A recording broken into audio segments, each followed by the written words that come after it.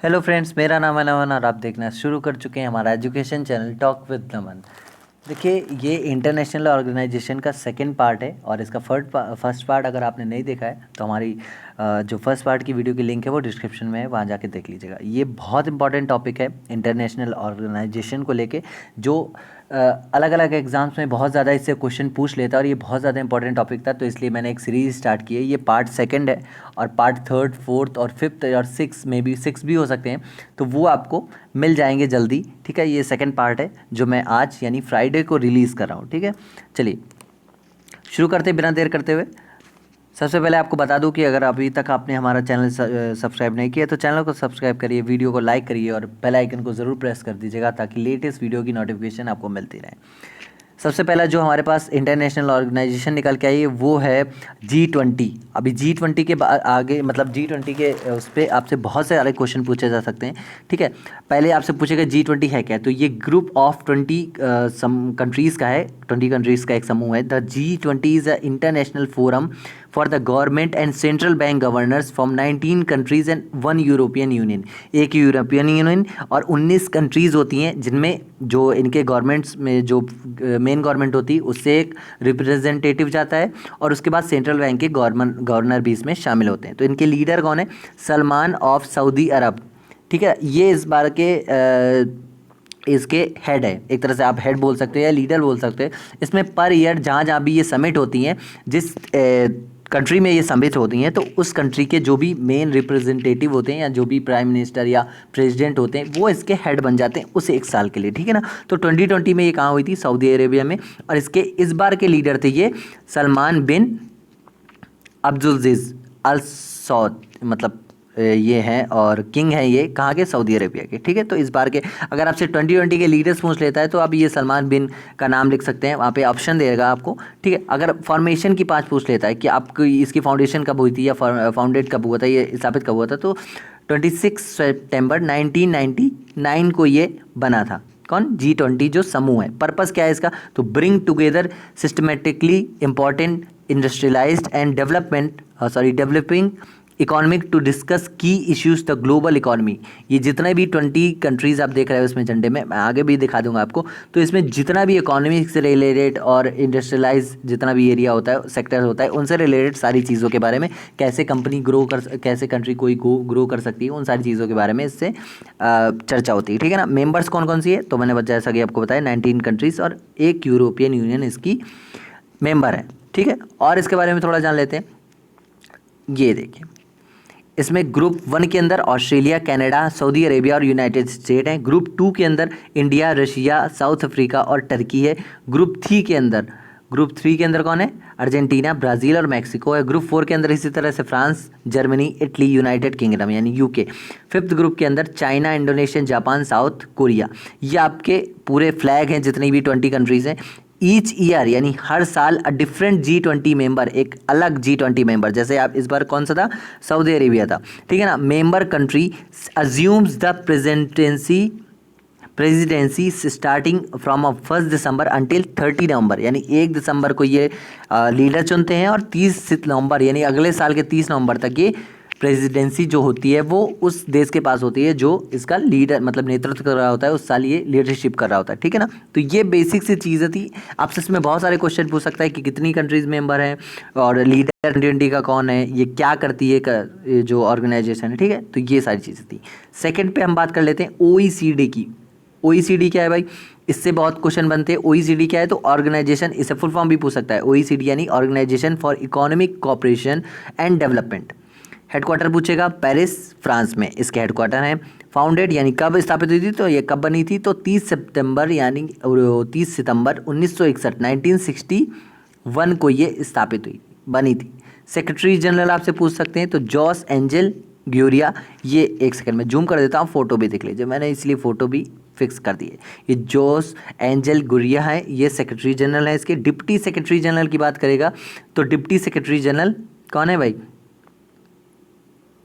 ये देखिए, ल्यूजर और अल्रिक और ये मैशिमिची कोनो, ये मैशिमिची कोनो है, ये एल्रिक है और ये ल्यूजर है। ये इसके 3 सेक्रेटरी डिप्टी सेक्रेटरी जनरल है। अच्छा, इसका काम क्या होता है, ये क्या करती है? Its role the organisation for economic cooperation and development. देखिए, अधिकतर जितनी भी ऑर्गेनाइजेशन होती है वो किसी भी कंट्री में डेवलपमेंट इन्हीं सारी चीज़ों में ऑलरेडी इन्वॉल्व होती है, ठीक है ना। तो ये economic cooperation and development OECD is as an international organisation that works to build better policies for better lifes. ये अच्छी अच्छी पॉलिसीज़ निकाल के लाती हैं अलग अलग देशों के लिए, और इसकी 35 राष्ट्र यानी 35 अलग अलग जो राष्ट्र हैं, कंट्रीज़ हैं, वो इसकी मेंबर हैं, ठीक है ना। तो क्या चीज़ें चल रही हैं अलग अलग तरीके से अलग अलग कंट्रीज़ में, कैसी पॉलिसीज़ आनी चाहिए अच्छी अच्छी लाइफ के लिए, अच्छे अच्छे लोगों के, मतलब लोग किस तरह से अच्छी तरीके से रह पाएँ, ये सारी चीज़ें इसमें इंक्लूड है, ठीक है ना। इंटरपोल, ये बहुत ज़्यादा, अब देखिए अब बहुत सारे क्वेश्चन बनेंगे, चाहे वो कोरोना वायरस से रिलेटेड हो, और जल्दी मैं आपको कोरोना वायरस से रिलेटेड एक सीरीज़ लाने वाला हूँ जिसमें कौन सी ऐप किस टाइम पे लॉन्च हुई, किस गवर्नमेंट ने लॉन्च की, क्या क्या चीज़ें हुई, ये सारी चीज़ें मैं बताऊँगा। उससे कोरोना से जुड़े उसमें सारे वो होंगे, ठीक है ना। चलिए, वो एनिमेटेड वीडियो होगी तो मैं उसकी प्रिपरेशन कराऊँ तो आपको जल्दी मिल जाएगी। इंटरपोल के बारे में बात कर लेते हैं, ये तीसरा है, मतलब आज की वीडियो की तीसरी ऑर्गेनाइजेशन है इंटरपोल। ये एक तरह से जैसे नॉर्मल आपकी पुलिस होती है, तो इसी तरह से ये world wide Interpol world wide ये पुलिस है। ये अधिकतर बाहरी मामलों में, आंतरिक मामलों में दखल नहीं देती, मतलब इंटरनेशनल जो भी मामले होते हैं उनकी देखरेख करती है। देखिए, इसका रोल पढ़ लीजिए, the international criminal police organisation, more commonly known as Interpol, Interpol नाम से इसको जानते हैं, is an international organisation that facilities world wide police cooperation and crime control. ये क्राइम कंट्रोल और जितना ही पुलिस का कॉपरेशन, जितना ही पुलिस से रिलेटेड मैटर होता है, ये सारी चीज़ें हैंडल करते हैं। हेडक्वार्टर कहाँ है? लियोन, फ्रांस में। प्रेसिडेंट कौन है? जिम जोंग यांग। ये जिम जोंग यांग है, आप देख लीजिए एक बार, ये इसके प्रेसिडेंट है, ठीक है। चलिए, फाउंडेड कब भाई ये स्थापित हुई थी? तो ये 7 सितंबर 1923 को वियना, ऑस्ट्रिया में है, ठीक है ना। ऑस्ट्रिया में वियना के अंदर 7 सितंबर 1923 को ये इस्टेब्लिश हुई थी, ठीक है। मेंबर्स कौन कौन है इसकी? तो 190 कंट्रीज़, आपको बताया मैंने, वर्ल्ड वाइड है ये, तो 190 जो देश हैं वो इसको फॉलो अप करते हैं, इसके मेंबर्स हैं, ठीक है। मोटो क्या है इनका, एक तरह से उद्देश्य क्या है, क्या क्या आपसे मोटो ही पूछ सकता है आज, जैसे क्वेश्चन आ जाएगा कि आपको ऑप्शन दे देगा 3-4 और आपको चूज़ करना है कि इंटरपोल का इसमें मोटो कौन सा है। तो connecting police for a safer world, ये आपसे इस तरह से पूछ लेगा कि connecting police for a safer world किस ऑर्गेनाइजेशन का मोटो है। वहाँ पे अलग अलग कंट्रीज़ की दे देगा ऑर्गेनाइजेशन, या अलग अलग स्टेट की दे देगा, उसमें बीच में डाल देगा, तो ये इंटरनेशनल है, आपको ये चीज़ें याद रखनी। फाउंडर कौन है इसका, मतलब किसी ने तो फाउंडेशन की होगी, तो जॉनेस स्कोबर, ये इसके फाउंडर है। मैं आपको फ़ोटो फिर से एक बार जूम करके दिखा देता हूँ, ये इसके फाउंडर है, ठीक है। चलिए, ये ऑफिशियल लोगो है इंटरपोल का, आप देख सकते हैं, एक बार फिर से देख लीजिए, इंटरपोल का ऑफिशियल लोगो है। चलिए, तो ये सारी चीज़ें क्लियर हो गई।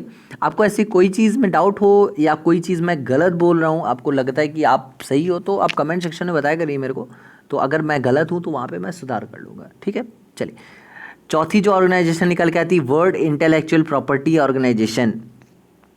आप मेरे को कमेंट सेक्शन में बताओगे कि इसको हिंदी में क्या बोलते हैं, ठीक है। वैसे आप कमेंट करते ही नहीं हो, देख के चले जाते हो, ये आप कमेंट करोगे तो आपको चीज़ें याद रहेंगी। अच्छा, ये क्या करती है? द पर्पस ऑफ वीपो, आपने वीपो का नाम बहुत सुना होगा, ये वर्ल्ड इंटेलेक्चुअल प्रॉपर्टी ऑर्गेनाइजेशन है, ठीक है ना। आर टू फोल्ड, इसके 2 भाग होते हैं, इसके वीपो के कौन कौन से? To promote the protections of intellectual property throughout the world through cooperation among state and where appropriate in collaboration with any other international organisation. ये कोई भी इंटरनेशनल ऑर्गेनाइजेशन के साथ कोई भी स्टेट या कंट्री कोई भी काम कर रही है, तो उसके क्या सेफ्टी रूल्स हैं, या किसी तरह की कोई चीज़, किसी भी चीज़ में प्रॉब्लम क्रिएट होती है, तो ये सारी चीज़ें ये देखती है। दूसरा भाग क्या है? To ensure administrative cooperation among the unions और जितनी भी यूनियंस होती हैं, जैसे यूरोपियन यूनियन हो गई और भी अलग अलग चीज़ों की, और ये देखती है। हेडक्वार्टर कहाँ है भाई?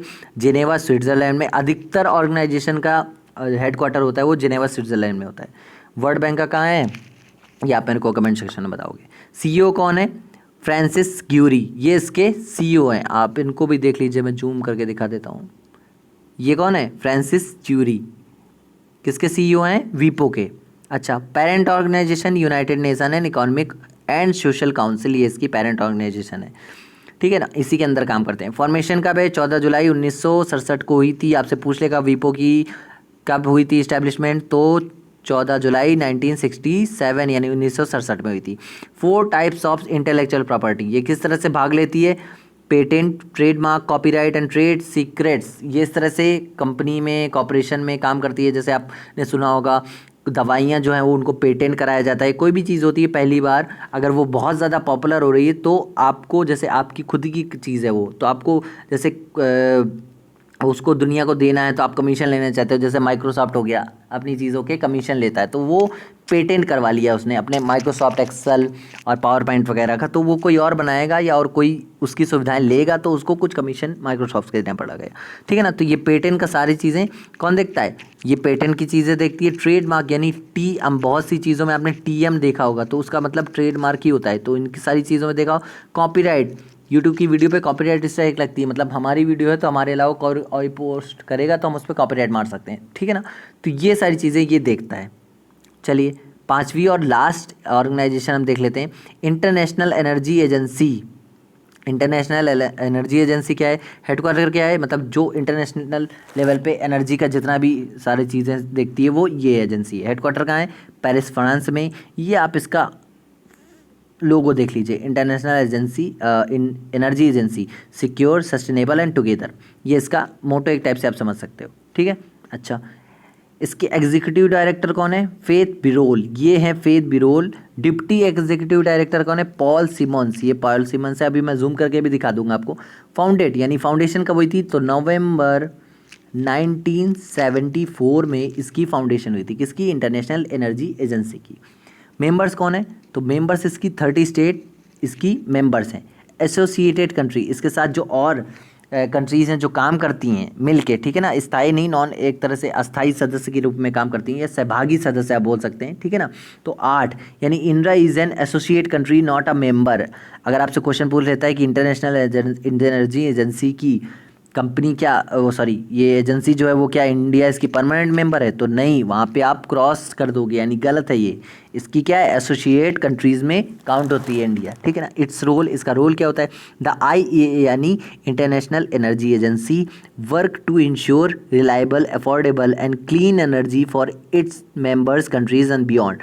Its main area of focus and energy security, economic development, environmental awareness and engagement worldwide। एक तरह से आप देख सकते हो तो एनर्जी लेवल का जितना भी काम होता है उसमें जितनी भी टेक्नोलॉजी अप हो गई और डाउन हो रही है, क्या क्या चीज़ें किस किस सेक्टर में हम कर सकते हैं, रिन्यूएबल एनर्जी के अंदर हम क्या कर सकते हैं, किस देश को कितनी अच्छी फैसिलिटीज़ मिल रही हैं, क्या क्या उनकी चीज़ें हैं एनर्जी के मामले में, ये कंपनी देखती है, सॉरी एजेंसी देखती है। अब आपको दिखा देता हूँ, ये फेथ बिरोल है और नीचे में ये फेथ बिरोल है एग्जीक्यूटिव डायरेक्टर और deputy executive director Paul Simons, ये हैं, ठीक है। उम्मीद है आपको ये वीडियो आज की समझ में आई होगी, अच्छी लगी होगी। आप इसके नोट्स बनाते चलिएगा, आपको एग्जाम में बहुत ज़्यादा हेल्पफुल होने वाली, इसलिए मैं ये सीरीज़ शुरू कर रहा हूँ, मतलब किया हूँ। और आगे और कल मैंने एक वीडियो बनाई थी, उसके ऊपर IIT मद्रास ने अपना ऑनलाइन कोर्स शुरू किया था। अगर आपने वो वीडियो नहीं देखी तो आप वहाँ जाके देख लीजिए। उसमें मेरे से एक फॉल्ट हो गई, गलती हो गई कि मैंने वहाँ पे फंडामेंटल फाउंडेशन लेवल को फंडामेंटल लेवल बोल दिया, तो उसके लिए आई एम सो सॉरी।